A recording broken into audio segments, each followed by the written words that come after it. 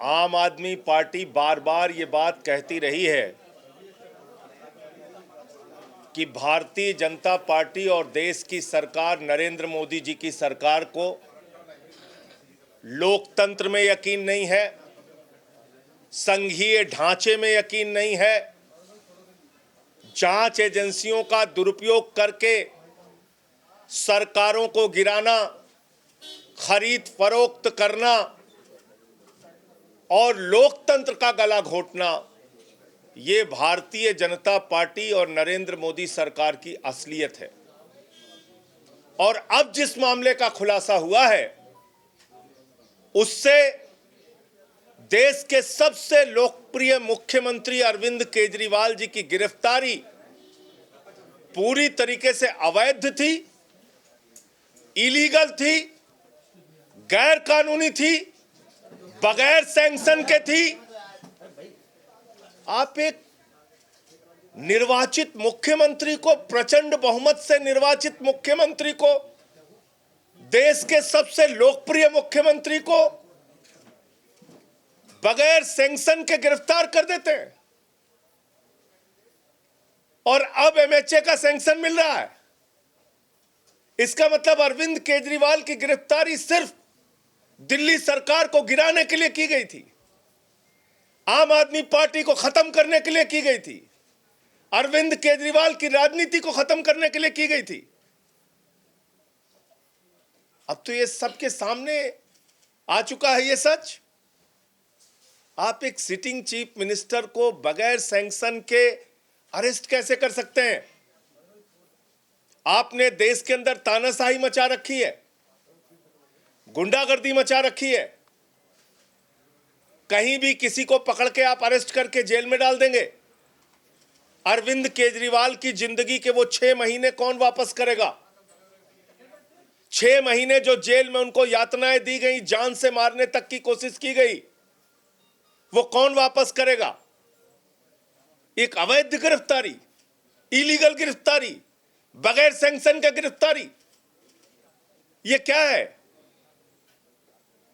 तो मैं समझता हूं कि अब एक बार फिर से जो हमारा आरोप था कि आम आदमी पार्टी और अरविंद केजरीवाल की राजनीति को खत्म करने के लिए झूठा बेबुनियाद मामला बनाकर उनको गिरफ्तार किया गया था, ये बात सच साबित होती है, क्योंकि उनकी गिरफ्तारी बगैर सैंक्शन के थी, बगैर एमएचए के सैंक्शन के थी, बगैर एलजी के सैंक्शन के थी। और ये बात अब स्वीकार कर रहे हैं खुद एमएचए के लोग।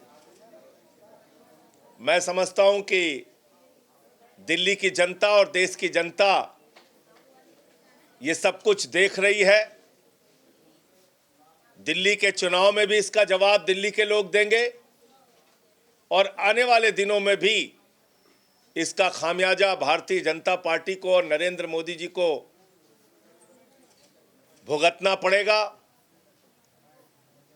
आप लोकतांत्रिक ढंग से चुनी हुई सरकारों को ऐसे बर्बाद और खत्म नहीं कर सकते। प्रचंड बहुमत से निर्वाचित मुख्यमंत्री को अवैध तरीके से गिरफ्तार नहीं कर सकते और ये गिरफ्तारी आपने दिल्ली के अंदर की है। अब ये बात साबित हो गई है। मुझे इतनी ही बात कहनी थी। अगर आपका कोई प्रश्न हो तो आप पूछ सकते हैं।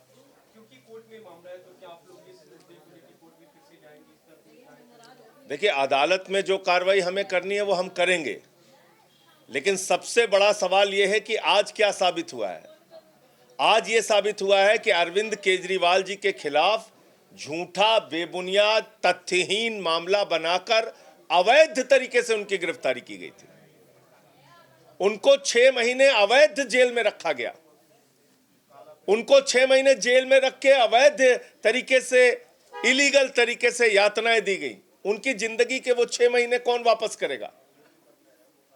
उनके परिवार को जो प्रताड़ना दी गई उसको कौन वापस करेगा? दिल्ली के लोगों को जो खामियाजा भुगतना पड़ा वो कौन वापस करेगा? इसका मतलब तो सीधे सीधे आपकी तानाशाही है। वो तो दिल्ली की जनता इस बात को जानती है। तभी हमने, मुख्यमंत्री जी ने जब 2020 के चुनाव प्रचार में कहा था कि काम किया है तभी वोट देना, काम नहीं किया तो वोट मत देना। 62 सीटें दिल्ली की जनता ने फिर से हमें प्रचंड बहुमत से देके जिताया था। और इस बार के चुनाव में 2-3 और बड़ी घोषणाएं केजरीवाल जी ने की है। 2100 रुपये प्रति माह महिलाओं के खाते में, सम्मान राशि और संजीवनी योजना।